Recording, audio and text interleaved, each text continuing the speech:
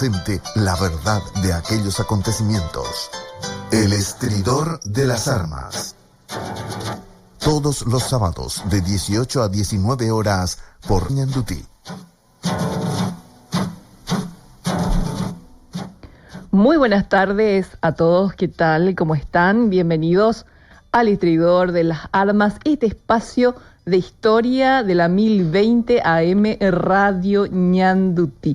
Bueno, hoy tenemos un programa bastante interesante, un programa donde nosotros vamos a empezar a incursionar, a tocar también un poco la guerra del Chaco. Yo no soy chacóloga, ¿verdad? Así que claramente lo digo, lo estoy estudiando un poco a fondo, pero acá le tenemos con nosotros a nuestro súper invitado, al profesor Emilio Rapilleta, que él sí es un gran estudioso de todo lo que pasó en esta guerra. Y bueno, y decidimos empezar con el aspecto diplomático. Así que muy bienvenido, querido Emilio. ¿Qué tal? ¿Cómo estás con este sábado tan caluroso? A mí ya me noqueó ya este calor 2 veces por ahí. Buenas tardes a todos. Buenas tardes, Noelia. Gracias por la invitación. Cordial invitación tuya, como siempre. Un placer compartir contigo estos sábados de historia del Paraguay. Y el 2025 empieza con intenso sol, intenso calor. Dios, qué bárbaro, pero cada vez hace más calor en este país. Cada año, no sé si yo nomás que decir, no sé si yo cada vez estoy más sensible, pero Dios mío, qué calor. Hay menos ríos, más desertificado todo. Problemática muy grande que algún día hay que atender, ¿verdad? ¿Qué está pasando con nuestros ríos? Si están desviando, qué es lo que está pasando. Y eso es un tema muy interesante porque hay gente que dice, no, nosotros los seres humanos no tienen nada que ver en esto, ¿verdad? Y que famoso, que es un lobby que se pone, ¿verdad? El tema de los cambios climáticos, no sé, pero yo siento demasiado calor. Bueno, Emilio, nosotros hoy vamos a hablar de la guerra del Chaco, pero antes le quiero pedir a Blanqui, por favor, si me puede poner, hoy está de cumpleaños un excombatiente de la guerra del Chaco, ¿verdad? Cumple 109 años el día de hoy. Es el soldado Canuto González, y me encantó que el ejército paraguayo haya llegado hasta Luque, porque él es del barrio Amistad de la ciudad de Luque, ¿verdad? Y le llevaron, esta es la banda militar del ejército paraguayo, y bueno, le hicieron un homenaje como corresponde. Creo que ya son 4 nomás los que ya quedan, ¿verdad? Como testimonios vivos de la contienda de la guerra del Chaco, Emilio. Así que para don Canuto González, feliz cumpleaños, don Canuto, 109 años, nada más y nada menos. Quitarse el sombrero y ver allí a un héroe viviente de la patria es una cosa que conmueve a cualquiera. Y tendría que recibir muchos más homenajes, muchas más celebraciones. Todos los días, ¿verdad? Todos los días. Que la gente le conozca, que los jóvenes le conozcan, ¿verdad?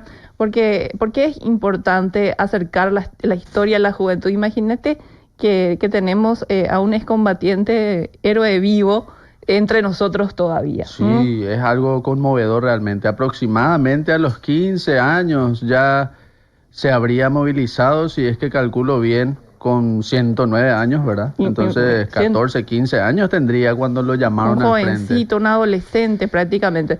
Así que felicidades, don Canuto. Para que no digan después que los jóvenes y los adolescentes y los niños no pueden combatir.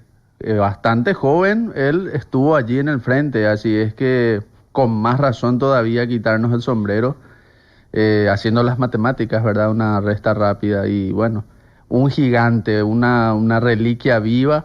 Como bien dijiste, se le tendrían que hacer homenajes todos los días, no solo en su cumpleaños. Pero está muy lindo, igual que... Y se fueron, ¿verdad? Estuvo el general de ejército, el general Manuel Rodríguez Sosa, y estuvo también el ministro de Defensa, que fueron a llevarle presentes, ¿verdad? Y eso es muy importante, ¿verdad? Que se valore a este héroe. Ya nos quedan poquitos, así que por supuesto que hay que brindarle toda la atención que se merece. Sí, quitarnos el sombrero ante un gigante de la patria y bueno, yo digo que el día en que fallezca el último veterano de la guerra del Chaco será un día triste. Yo creo que se tiene que declarar luto nacional ese día. Cuando fallezca yo creo que cuando fallezcan, es decir, los que quedan, ¿verdad? Uno muere, luto nacional, otro muere, luto nacional, así sucesivamente. Porque son testimonios de un Paraguay que se queda atrás, que ya no es más el Paraguay de nuestros tiempos. Ya, mientras vive uno de ellos todavía, podemos decir que la Guerra del Chaco es algo contemporáneo en nuestros días. Ahí lo tenemos a él vivo, contemporáneo nuestro. Cuando muera el último, dejará de ser algo contemporáneo y podremos decir, esto es historia ya bien remota, ya no hay más ningún excombatiente con vida, ¿verdad? Así Y allí es. vamos a sentir un poco lo que es el paso de la historia y como dirían los romanos, sic transit gloria mundi, qué rápido pasa la gloria del mundo, ¿verdad? Qué rápido Así pasa es, la gloria Emilio. del mundo. Bueno, vamos a Che, Noelia, introducir... felicidades. Felicidades también a vos. Dicho sea de paso, me enteré por las redes sociales de que tu libro es un éxito rotundo, tu libro sí, con más fuerza, siempre lo fue, sí, ¿verdad? de Bueno. Washburn, el libro, la traducción que hiciste sobre Washburn y la conspiración paraguaya, que ahora más que nunca es un éxito rotundo y contundente por haber superado penurias y fatigas, vencer penurias y fatigas. Penurias y fatigas, bueno, pero realmente gracias, Emilio, estoy muy contenta, ¿verdad? Con la resolución de la SEDECO, ¿verdad? Ante tanta falsa denuncia al respecto, así que todos los que están en las redes sociales y que manejan el tema de la historia están al tanto de lo sucedido y bueno, una vez más la justicia me da la razón a mí, así que señores y señoras, a leer Washburn y la conspiración paraguaya, que tiene un texto de estudio escrito por el profesor Emilio Urdapilleta, que es ¿Cierto? bastante interesante. Ya es una segunda edición que te cuento que se está agotando, ¿verdad? Y que pueden buscar en la librería de La Paz, que está sobre Manduila Casioleari, que ya es un libro ampliado y, bueno, corregido, ajustado. Y el profesor Emilio Urdapilleta hizo como una suerte de prólogo estudio antes de pasar propiamente a la lectura del material. Estoy muy contenta, así que muchísimas gracias. Recibí muchos saludos a todo el mundo felicitándome, así que muchas gracias a todos. Pero Emilio, tenemos que entrar acá al tema del Chaco, ¿eh? Por supuesto, dicho sea de paso que el prólogo que le hice con mucho cariño fue posterior a todo el inconveniente que surgió. Fue posterior a todo el inconveniente que surgió porque desde el principio que yo tuve la confianza plena y total en Noelia y ahora Gracias. la justicia por segunda vez Por segunda vez. dice que es tan absurdo en el siglo XXI que hayan personas Que quieran que quieran censurar libros. libros. ¿Por qué no publican sus propios libros y no tratan de refutar y hagamos Bueno, las pero cosas yo por tuve- los medios que establece el método científico, digamos? Bueno, pero cuando la cosa está más prohibida es como que más interesante. Se vende más. Sí. Lo que está prohibido me hace feliz, Algo diría Callejeros. Algo así. ¿De cuándo estás con Callejero? ¿Qué es eso? No me Sabes gusta que te tanto. podés levantar y te podés ir. No me gusta tanto, pero... A mí con ese... Oye, grupo. acá no.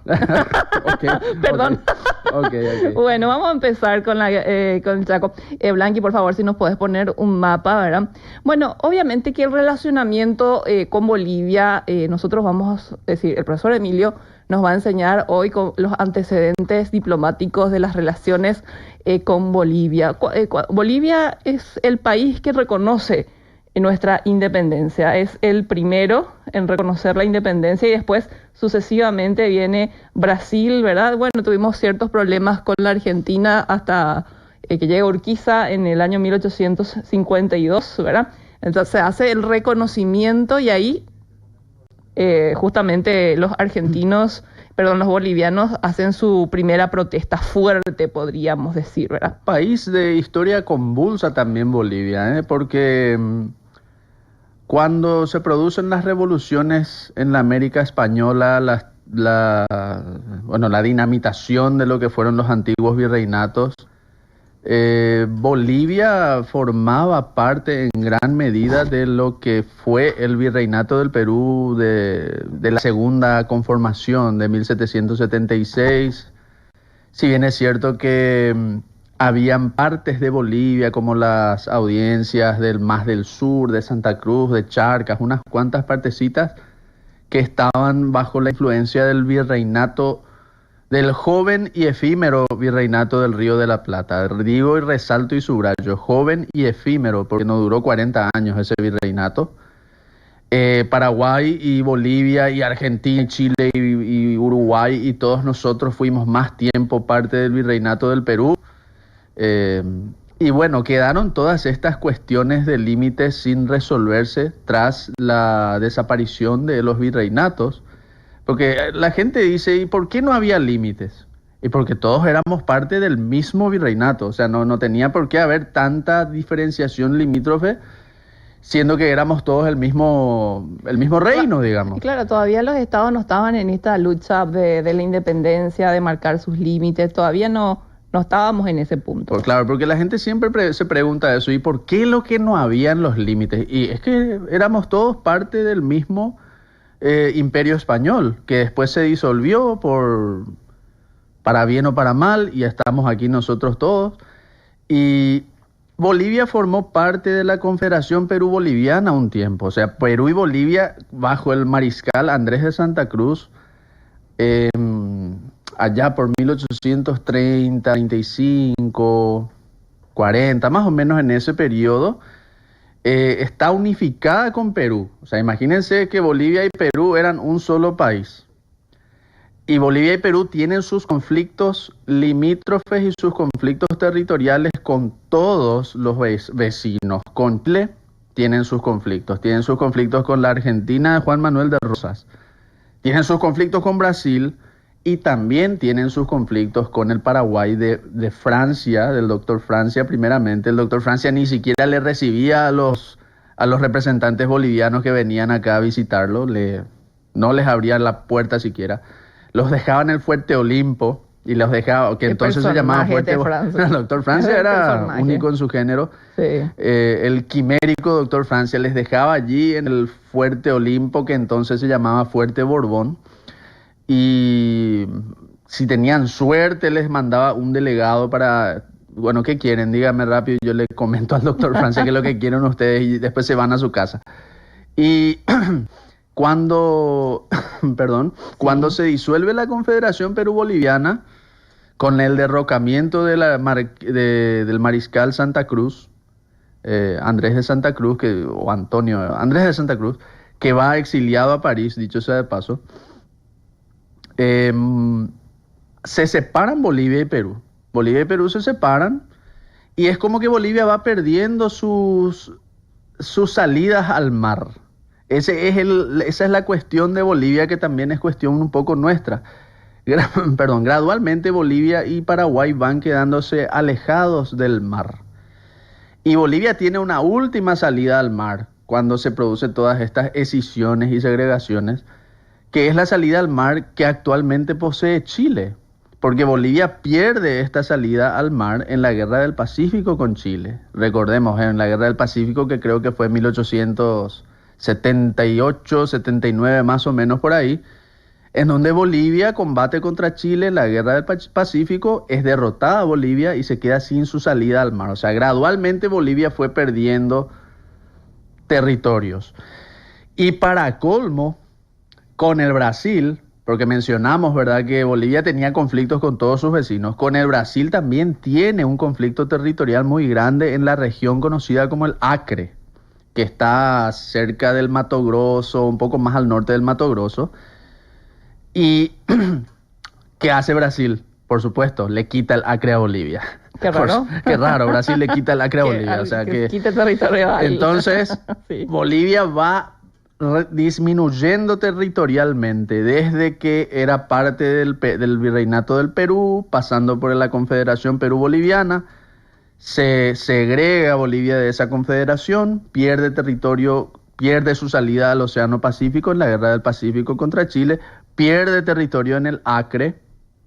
Esto en el Acre fue allá por 1903, 1904. Y entonces a Bolivia no le queda de repente otra alternativa que no sea mirar a Paraguay. El único vecino con el que no resolvió sus planteamientos limítrofes aún. Y el Paraguay, prima facie, ese Paraguay que estaba ahí a priori era el vecino más débil, porque Paraguay venía de la guerra de la Triple Alianza. Sí, imagínate eso. Entonces sí. Bolivia dice, bueno, perdimos salida al mar del Pacífico, perdimos la importante región del Acre, que tenía su valor estratégico, su valor económico. Entonces la opción que nos queda es el Chaco.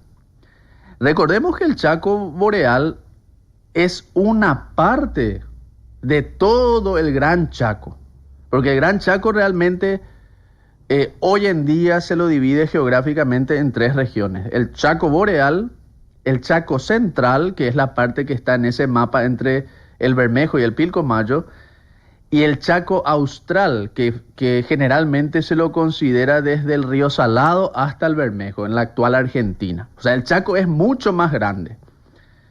Y aquí entramos en el asunto de la guerra de la Triple Alianza y de la época de los López. Paraguay reivindicaba como su territorio el Chaco Central, que está allí, en ese mapa ustedes pueden ver el río Bermejo al sur de Formosa, el Chaco Boreal, que es lo que está en amarillo, y inclusive, si vamos a ser un poco más extensos, Paraguay reivindicaba como suyo todo el Chaco. Eso incluye al Chaco Central. Y bueno, y justamente ahí es donde académicamente, Emilio, toma un poquito de agua, ¿verdad? Existen ciertos planteamientos, ¿verdad? Es decir, pero Bolivia tenía el uti possidetis juris, que avalaba todos sus pedidos correspondientes a los territorios en el Chaco, y Paraguay de facto, ¿verdad? Es decir, todo ese tema también está en el combo para analizar. Pero antes de llegar a ese punto, vos estás hablando de la guerra de la Triple Alianza, y bueno, ellos saltaron muchísimo por lo que vendría a ser el artículo 16 del Tratado Secreto, ¿verdad? Donde Argentina, bien claro, establecía en el sur las misiones, ¿verdad? En la parte de Cerrito, y arriba en la parte occidental hasta Bahía Negra, sí. Punto. Por la fuerza, esa fue la promesa, y vamos a decirlo claramente, una promesa... presente griego. Una promesa que no se cumplió. Es Claro. decir, en un momento difícil, imagínate, el imperio le prometió, sí, vos te vas a quedar hasta Bahía Negra, ¿verdad? Y después los mismos tipos que salieron contigo, o sea, sabes que no vas a pasar de ahí. Y todas las misiones que se enviaron de la Argentina, pero ¿qué estás haciendo, verdad? Vos sos mi aliado, Mitre, hablando con don Pedro II, Mitre en Asunción, ¿verdad? No consiguió absolutamente nada. ¿Y cómo es que se llamaba este agente? Megalanes o Magallanes, algo así era el apellido de este varón que tenía que acompañarle supuestamente para darle apoyo. Melgazo. No me estoy acordando del apellido, espérame nomás. A Mitre, y finalmente lo que le dijo es, miren, nosotros no vamos a acompañar el pedido argentino de quedarse con todo Chaco. Totalmente. Brasil les dijo eso, nosotros no vamos a acompañar ese pedido. Al nacionalismo, bueno, nosotros somos nacionalistas en el buen sentido del término. Amamos nuestro país, nuestra nación, pero existe de repente una narrativa que no sé si es nacionalista o más bien ciega, obcecada y ofuscada, que quiere negar el hecho de que realmente fue Brasil el que metió mano para que Argentina no se engulla, no se fagocite a todo el Chaco Boreal. Porque el Tratado de la Triple Alianza era clarísimo. Argentina reclamaba como suya a todo el Chaco, hasta la Bahía Negra. Y acá entramos en el mismo problema que la historia paraguaya tiene. No solamente el robo de documentación que sufrimos en la guerra de la Triple Alianza, sino los lobbies familiares que tratan de reivindicar a sus familiares, ¿verdad? Hace poco estuve leyendo un libro sobre Cirilo Antonio Rivarola, escrita por la familia, por una mujer, ¿verdad? Investigadora de la familia Rivarola, donde, no, hombre, el tipo quiso salvar todo el territorio del Paraguay en esa narrativa. Y sabemos, me van a disculpar, pero hay que ser un poco objetivos cuando hablemos de esto. Cirilo Antonio Rivarola era una persona en mano derecha del Brasil que estuvo ahí colocado. ¿Y quién le obligó? Encima a él se le impuso, porque Juan Francisco de Cud ganó el triunvirato para estar ahí. Cierto. Y le sacaron a los de Cud. Los brasileños le sacan y le imponen la figura obligadamente de Cirilo Antonio Rivarola, ¿verdad? ¿Y quién le obligó a ellos a firmar ningún acuerdo si ese tratado de la Triple Alianza estaba desacreditado a nivel mundial? O sea, si Paraguay se negaba a firmar acuerdo alguno con Argentina y Brasil tras la guerra... Como se negó el mariscal López, dijo, este tratado no. Claro, si ellos se negaban, ¿qué iban a hacer? ¿Iban a volver a matar gente los brasileños? ¿Iban a volver a matar gente los ¿Y por qué te argentinos? parece que había una ocupación militar? Para decirnos, ánimo, vamos a reconstruir. No, era para forzar justamente. Claro. ¿Y por qué ellos no aprendieron del mártir de la Quidabá? No, acá no firmamos nada. Lo nuestro es nuestro. Y siendo que sabían, porque Bartolomé Mitre escribe en algún documento que lo cita Luis Alberto Herrera por ahí, que Argentina no tiene, desde Pilcomayo al norte, no tiene ningún solo documento para sustentar su dominio sobre el Chaco. Y desde el Bermejo, inclusive, Argentina prácticamente tampoco tiene argumentos, porque el Fortín Formoso lo fundó Paraguay, el Fortín Y por eso es que justamente la Argentina, Emilio, buscaba que el famoso arbitrio sea con un país amigo, afín a ellos, para que le den lo que ellos no podían demostrar de facto, que le den por la fuerza, ¿verdad? Claro. La victoria no da derechos, decían ellos, pero, sí, al final, pero al final sí les dio derecho no, a quitar. Al final, los argentinos fueron traicionados por su propio aliado. Eso es así, eso bueno, lo dice Eusebio Ayala. Y yo quería cerrar esta idea. Entonces, Eusebio Ayala dice eso en el libro Patria y Libertad, que Brasil termina, más allá de romanticismos, es Brasil el que termina haciendo el lobby a favor de Paraguay en el tema del arbitraje, que Hayes falló favorablemente para nuestro país, pero por lobby y por presión y por acción de la Cancillería brasileña. No es que tampoco los estadounidenses se despertaron un día y dijeron, me caen bien los paraguayos, toma Paraguay el Chaco. No. Brasil. Hay que reconocer que el lado paraguayo redactó unas memorias excelentes, ¿verdad? Claro, eso no hay que quitarle. Se cumplió con el formalismo. Sí, pero no hay que quitarle el mérito porque es complicado también presentar toda una defensa, ¿verdad? Por escrito a Ceval, Falcón, ¿verdad? Hicieron su parte. Hicieron lo que tenía que hacer, pero recibieron ayuda por debajo de la mesa del Brasil, porque el Brasil le convenía tener a un vecino sometido ya, un vecino debilitado, que tenerla revoltosos ahí al lado suyo, ¿verdad? Y con la Argentina engrandecida, con mayor territorio. Recordemos que Brasil es un imperio. Y hasta hoy, por más que hoy está de capa caída, sigue teniendo una poderosa diplomacia. Geopolíticamente en la región tiene la mejor diplomacia. Por supuesto, sigue siendo lo que es Brasil. Y ellos son inteligentes, ellos aplican un principio ancestral de la diplomacia que viene ya de tiempos del Imperio Romano, que es divide et impera, o sea, divide y reina, divide y gobierna. O sea, ¿por qué le voy a permitir a Argentina que se quede con todo el Chaco? ¿Por qué yo le voy a dar de comer a mi potencial rival? Y no, inclusive si nosotros miramos, si se hacía efectivo lo que decía lo que estipulaba el Tratado Secreto, los argentinos iban a tener mayor territorio, mayor quita territorial de lo que llevaron los brasileños. Por supuesto, y es más, es simpático porque al final los argentinos, en la cuestión que mantuvieron en el sur de las misiones con Brasil, al final los argentinos tuvieron que utilizar los argumentos paraguayos para defender su dominio sobre las misiones, porque Brasil le quita también las misiones orientales a la Argentina en un famosa disputa que hubo en 1890-95. Creo que Estanislao Ceballos y Ernesto Quesada estuvieron muy metidos en ese asunto. Lo cierto es que Bolivia, cuando se entera de que en el Tratado Secreto de la Triple Alianza Argentina quiere tragarse todo el Chaco, protesta, porque Bolivia dice ya en ese tiempo que ella tenía intereses sobre el Chaco y no pueden estar las potencias aliadas dirimiendo sobre los intereses de una que se siente afectada, un tercero afectado que era Bolivia.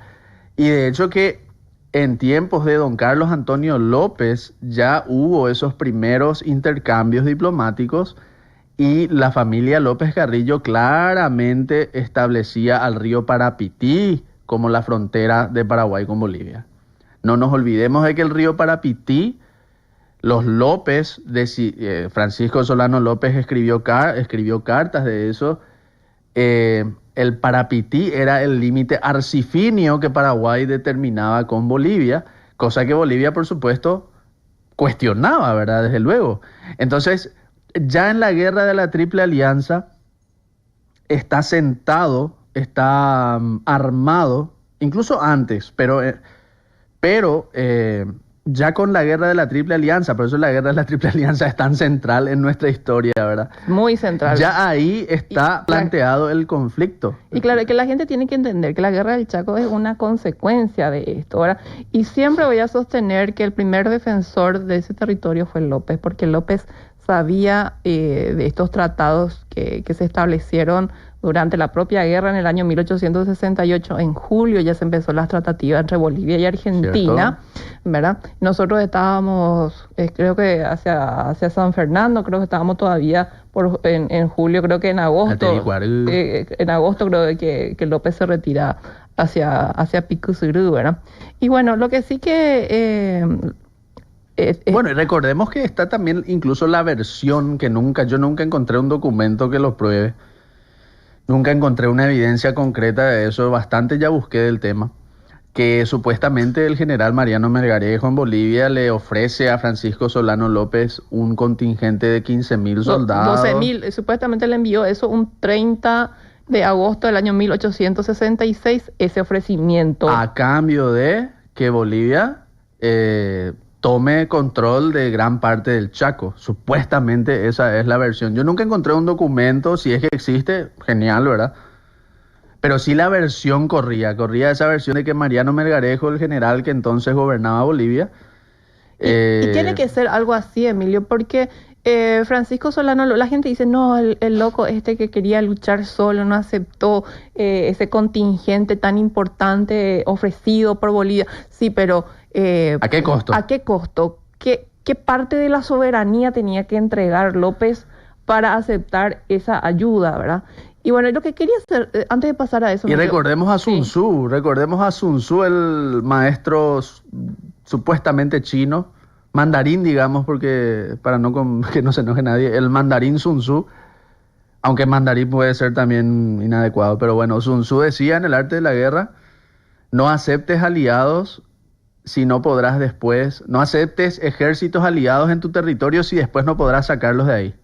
O sea, ¿quién te dice que traía Melgarejo acá 15.000 hombres y después cómo los sacabas de acá a sus 15.000 hombres? Exacto. No bueno, es así nomás. Pero ahora el tema es que a mí lo que me impresiona en la narrativa histórica, porque en este programa, Emilio, vos sabés, y la audiencia, nuestra audiencia sabe también, ¿verdad?, que hace una suerte de revisión. Es decir, nosotros revisamos todo lo que todas las versiones de la historia, pero la que a mí más me escandaliza, por ponerle un adjetivo, es que quieren establecer que gracias a estos políticos inútiles y serviles que confundieron el servilismo con el patriotismo, que fueron los legionarios, que supuestamente ellos defendieron el Chaco, cuando fueron ellos con el Tratado Quijarro, de Cutquijarro, fueron los primeros en entregar un documento jurídico al pedo, ¿verdad? Aunque, bueno, después... Cierto, no se aprobó, ¿verdad? No se aprobó, ¿verdad? Pero fueron los primeros... Pero fue una base, digamos. Sí, en tratar de darle algo porque supuestamente iba a convenir económicamente,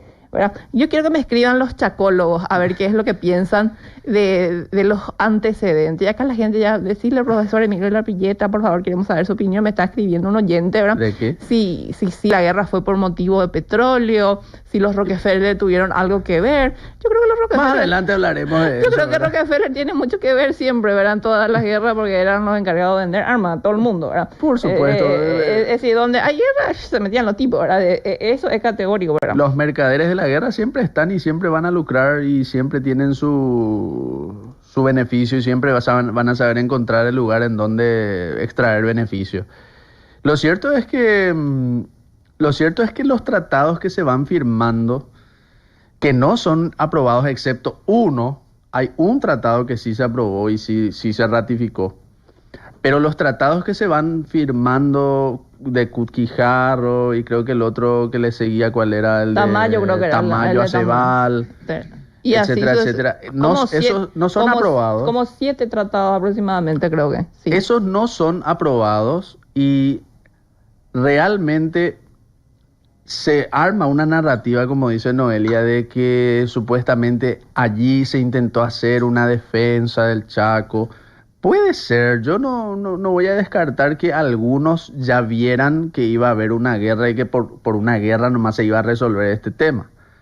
Pero lo cierto es que si vamos a basarnos en los hechos que se van sucediendo en el país, sobre todo desde 1800, digamos 1904, pongamos una línea de tiempo, porque si no vamos a irnos muy atrás. Cuando van ingresando ya al Chaco, efectivamente. 1904 pongamos como la marca, porque si no vamos a ir muy atrás en el tiempo.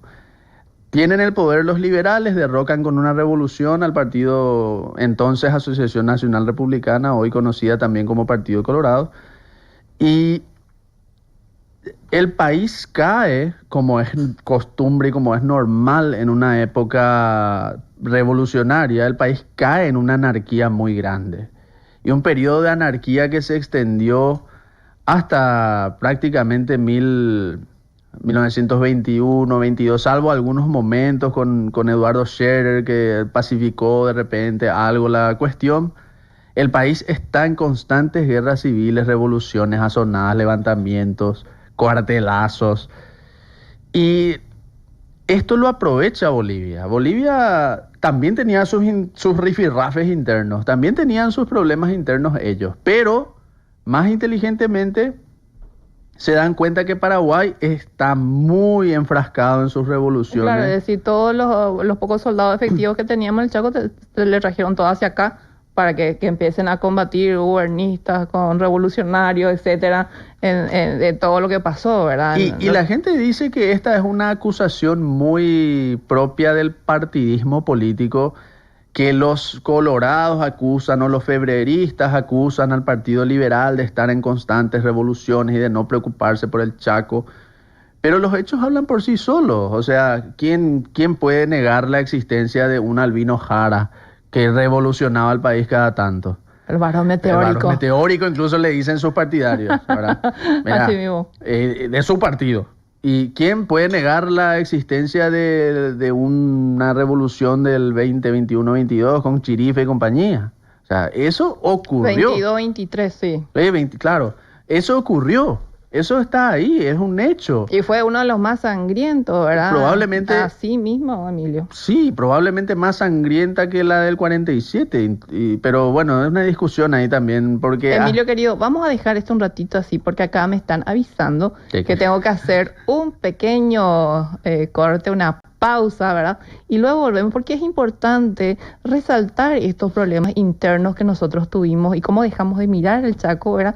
Por ocuparnos, ¿verdad? Por esta puja de poder. ¿Y quiénes fueron, ¿verdad? Los irresponsables que hicieron este tipo de cosas, ¿verdad? Para abandonar un territorio que después desencadenó en una guerra bastante sangrienta del siglo XX. Bueno, vamos a una pausa y enseguida volvemos con más historia sobre los antecedentes diplomáticos de la Guerra del Chaco. Estás